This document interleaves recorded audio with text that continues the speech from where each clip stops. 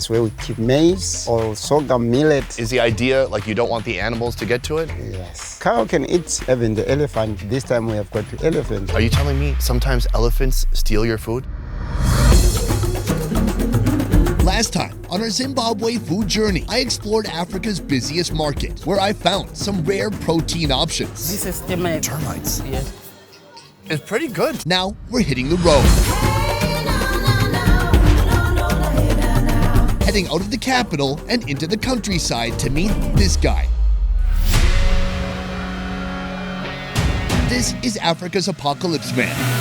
Builder. This property, is it yours? Yes. All? Yes. Hunter. Yes! Yes! It's too late for you! Gardener. These are African medicine. African medicine. Fisherman. Oh, he got one! If you need food, he's got you. So we're eating this? Yes. All right, it's like a fish stick. Today, I'm on a mission to learn how a man so far from civilization lives You get your own water. Do you have electricity here? Nothing. and how he eats. What you got there? This is my scale. To measure your calories? It all starts here at the home that he and his wife built together. Welcome to Deca. This is the least densely populated area of Zimbabwe.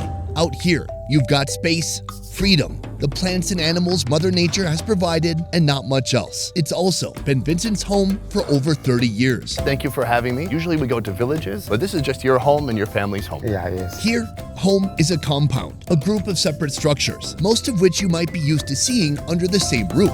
This entire compound was hand-built by Vincent and his wife. What are these two buildings right here? This is a bathing, that is a toilet. One's for cleaning, one is for bathroom. Yes. There's the main house, where Vincent and his wife sleep.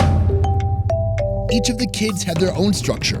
The kitchen gets its own structure too. So on the side you have kind of your dish rack, your counter, and then the house itself, what is it made out of? Is it just mud? This cozy, compact kitchen was built in a month and a half. The women are tasked with building the wood frame and filling it with mud, They make with stones or bricks, but this one is stones. while the men build the rooftops. These are the thing for the millet. Then we put the rice on top. In here, while Vincent gives me a private tour, his wife Nyoni starts breakfast, starting with porridge. Porridge starts with tamarind soaked in hot water to extract its flavors. Tamarind is one of the many indigenous fruit trees here that's worked its way into several local dishes. And then there's this. African medicine. I use it to the men when they are not strong to that side. And he's got some boner medicine over here. All right, well, you got lots of kids. Can I buy some of this from you later? Back in the kitchen, where things are also getting steamy, the tamarind-infused liquid is separated from the fruit. She adds cornmeal to a pot with a touch of sugar. As she stirs, it forms a thick porridge. Cornmeal, which will become sadza, is the chief source of carbohydrates for Zimbabweans. When you're miles and miles from the closest city, your cornmeal stash is like a chest of gold. That's where we keep maize or sorghum millet when we cut from the farm. Is the idea like you don't want the animals to get to it? Yes. The cow can come and busting, even the elephant. This time we have got the elephant. Are you telling me sometimes elephants steal your food? Yes. Whoa, this is a problem I've never had in my life. Cornmeal porridge and now cornmeal bread. Mix cornmeal flour, salt, sugar, and water. Fill a pot with that mixture and cover it with a plate. She adds coal on top to create mankind's first convection oven. In the meantime, This is a cage for my hens. Do you eat the eggs or try to get more chicks? I eat eggs from August, September, October, November, because it's too hot, so they don't make babies. But this now, I leave them to make babies. In those other months, when you eat the eggs, there would be no babies anyways. Yeah. Well, thank you for the tour. Next, we're gonna finish breakfast and eat breakfast.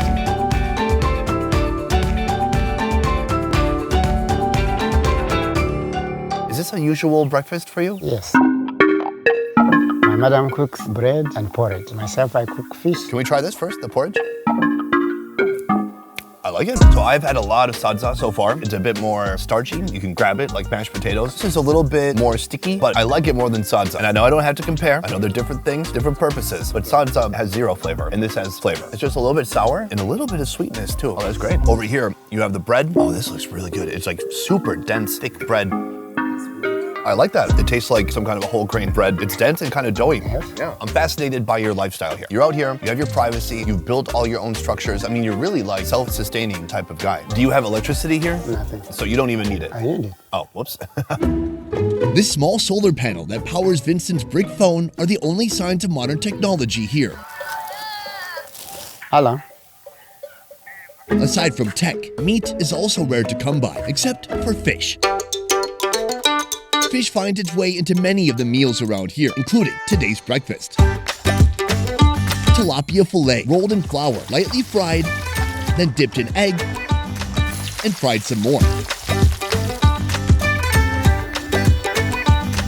Oh, that's really good. It's salty, crunchy on the outside, flaky and light on the inside. It kind of reminds me of walleye or some kind of fresh fish we might eat in Minnesota, where I'm from. Where do you get the oil from? You buy it from the store. Buy it from the store. He's like, what a dumb question. Even as resourceful as Vincent and his wife are, there are still a few essentials worth the long walk to the nearest market. Cooking oil, sugar, salt, and soap. How do you make money? Well, what is work for you? Fishing, making eggs, crafting. You make silverware out of wood? Yes. Or I guess woodware. With over 45 years of fishing experience and a large river nearby, fishing is the most profitable source of income for Vincent.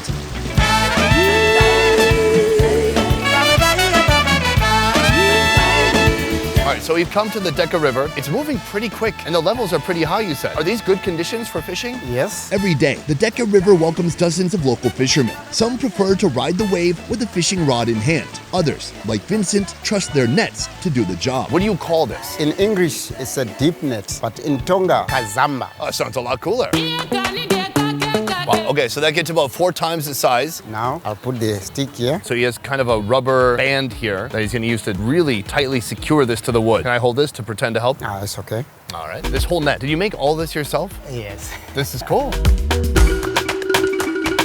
This is the biggest fishing net I've ever seen in my life. So he just takes it, he goes up and down the coast. The fish might be hiding among the rocks. So when he puts that over them, it might scare them into the net. He can pull up and then pull out the fish. That's it, it's that simple.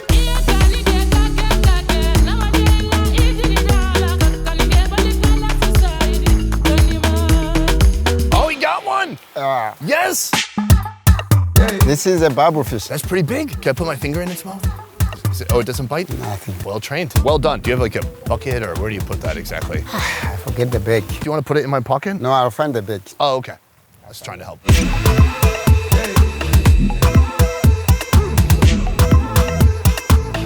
Are you happy with the catch for the day? Yes. Do you think it helped having me there? The fish are either sold at market or dried and saved in Vincent's pantry for personal consumption. To prepare for drying, each fish is scaled, gutted, and laid on a wood rack. The rack is put over a fire for 4 hours until all the moisture leaves the fish. For even longer storage, set them in the sun for the rest of the day. To bring life back to these dried fish, throw them in boiling water to rehydrate, then add some seasonings. It actually looks quite fantastic. Can I have this one? Yes. Oh, I think I can pull the bone out of it. I don't throw it in there. Oh, no? My dog can take it. Oh, what a waste. I'm sorry. It tastes good. It has a different texture for sure. It's very obvious that it was dehydrated and rehydrated. So it has kind of a spongy texture, a pretty different texture than what we had this morning. But it's still satisfying. It's oily. What you got there? This is my scale. Oh, you got a scale to measure your calories? For weighing fish, if I get the 5 kg, it's 10 US. So you're selling fish for about $1 a pound. Yeah. For you, you're 58. I mean, you're obviously very healthy and very in shape than a lot of people I know. But is there a retirement plan? What do you do at a certain point if you're 65, 75? My son should be look after me and I will be using my cows. So that's what I'm looking for, to sell them to help myself. In many parts of rural Africa, cows are a measure of wealth. The more you have, the wealthier you are. They're like the stock market, or should I say, the livestock market. People invest in cows, and cows hold their value or their value goes up. They can live a long time, and they can even give birth to new cows. That's called a dividend. So if you're wondering why he eats so many fish while he has plenty of plump cows roaming around, that's why. But once a week, Vincent breaks his pescatarian ways and treats himself to one of these. Are the guinea fowl like the chickens? They lay eggs and you get more? The guinea fowl, they make more eggs than the chicken. How come you have more chickens than guinea fowl? Guinea fowls is a problem to grown up. By the rain seasons, the kids of guinea fowl, they get died. So we take the eggs from the guinea fowls to give the chicken, then they make babies. The chickens have to take care of the guinea fowl? Yes. Oh, that's not fair. Right now you're gonna go catch one. You have a couple tools right here. What do you have? This one is for calling them to come near with me. And then I... Throw that on top? Yes. Okay, so you're not just running around. No. See, with age comes wisdom. Keep. Oh, they don't suspect anything. Oh, hey, I'm cool. I'm Uncle Sonny. I want that one. Here it comes, here it comes. They eat with caution. Every bite they take, they look up and make sure everything's okay. Okay, he makes his move. He's got one chance at this. It's looking up, it's suspicious, but it's also hungry. Yes, yes, it's too late for you. Oh, good move, that was awesome. You know, I swear, on this show, I've had people that made me chase chickens around. Why didn't I just do this? What was I doing? Before eating, the guinea fowl is slaughtered, soaked in hot water and defeathered. Chop it into random pieces, roll it in flour, and just like any good bird recipe, fry. Let's try it out. You've been working your ass off all day. Let's go. Oh, that's nice. Nice, yeah. Salty on the outside, a little crunchy, real oily. What is the main difference between the guinea fowl and the chicken? Guinea fowl is so hard, not so soft like chicken. You like the taste of guinea fowl or the hen more? I like any kind of meat. Okay, me too. You're right, really different texture than chicken, but still a pretty like sticky white meat. Oh, it's delicious. For all the work that went into this, you thought maybe there would be more people here helping you. Your wife isn't here right now. Can you tell me where she is? She's at Deca River. She was selling some cow. The cow was broken. Like its leg was broken? Yes. Impossible to fix, right? Yes. And so what's that mean for you? I got a loss because I can never buy another one. In Zimbabwe, a cow can cost over $300. That could be over a year of fishing for a local. So you may wonder, why would folks invest in an animal that needs to be protected, fed, and watered? Why not just save cash? Zimbabwe has a history of rapid and extreme inflation. At one point, the government printed so much money, they even had a $100 trillion bill. Those who saved in cash lost everything. Those who invested in cows were fine. Sorry for your loss. I know that's brutal. Thank you, nonetheless, for everything you've done for us today. Yeah. Here, the tilapia. Oh my gosh, look at this beauty. Vincent's final course today, steamed tilapia. Scaled, cut in half, then brought to steam with a little water and salt. Add tomato seasoning and boil a little bit more. Plate with sadza. All right, I'm gonna make sure to save the bones and everything for the dogs. Oh wow, it's very earthy. Like I can taste the river. The water you use for cooking, where do you get that? For now, we are using the water from the rain. That's fascinating. I don't think I've had rainwater, or at least food cooked with rainwater before. Maybe that's what I'm tasting. But it's good. It's a super steamed, nice fatty skin. Very, very soft. Super soft. And then you have the sadza here, and you can even dip that. There's kind of a fish juice here. I like your sadza the best so far. I like it. It's a little like lumpy, not too smooth. I know it's supposed to be smooth, but actually I like that. Okay. Do you ever have dessert? No. No. Can I share something from my homeland with you? Yes. Okay, please, bring it in. This is a peanut butter Rice Krispie bar covered in chocolate from Quick Trip, and it's covered with ants. I did not think about that. There you go. Can I use this to cut it? It's okay. Okay. Oh, these are so good. I've been saving it, and I just knew today was the moment. We're gonna share it, and I'm gonna see what you think. I don't wanna corrupt you. This could be an evil thing I'm doing. Maybe you will love this so much and you can never try it again. If that's the case, I'm sorry, but here you go. Thank you. Oh, God. Oh, I love it. It's very nice. You like it? Yes. There's peanut butter, sugar, it's sweet, chocolate on top. It's beautiful. So, but with us, can we make this? No. How can we make it? I understand you can't make this one. I also cannot make this because in my hometown, I don't have any guinea fowl. We all have different things from our homeland that are unique to where we come from, and this is just one for me, and I just thought it would be fun for you to experience. There's no doubt that Vincent's life is not without adversity. But what's so impressive is that to an outsider, he makes this look easy. And just so you guys know, we bought Vincent a new cow. What do you think? You like it? Yeah. You're eating it. Best Ever Food Review Show is a small team of independent creators, and everything we do here works because of you guys. Click the link in our description to join our Patreon and receive exclusive benefits. A peace.